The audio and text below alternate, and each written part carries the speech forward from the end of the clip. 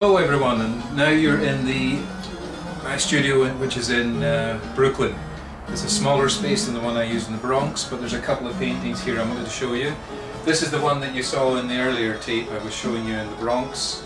I've completed most of it now. You can see that the face is now self-portrait.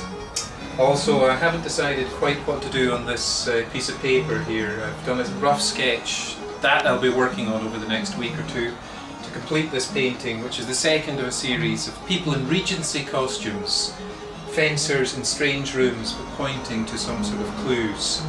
And I actually sent away to eBay for a fencing mask to paint this, and they sent me the entire outfit, which was quite a surprise. I don't know where I've sent the thing. Here it is. This is one of them that came here, the fencing mask. You can see that? Anyway, there I am. I made it look like an older fencing mask from the 18th century, and although this is a modern one, so that was that. The fencing mask.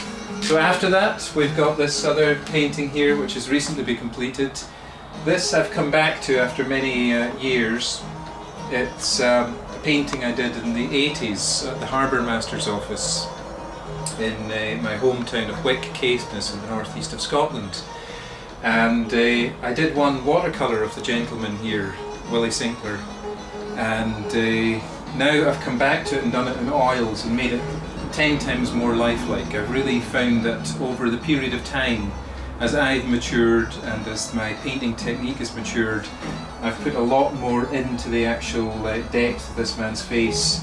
The research into the harbour, this is the actual giant map of the harbour that is in the Harbour Master's office, with all the particular details there. Interesting things called the Odd and the Dicky, and it's not called Wick River, it's called Wick Water.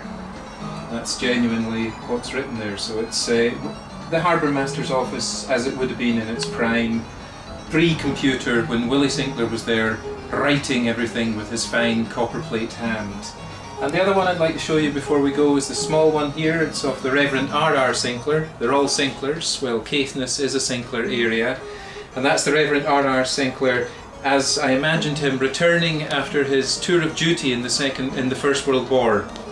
And we went to visit him once, a friend from New York and I, and he opened up a drawer and he said, "Do you see that bullet?" And sure enough, there inside the drawer was a bullet. "That bullet was in my left buttock from 1915 till 1921, and it just popped out." Been shot in the backside during one of his very heroic events during the First World War. So the man has always been a hero for me, and here he is heading home to Wick and coming off the train to meet his family and his loved ones. That's all for now, folks. All the best to you.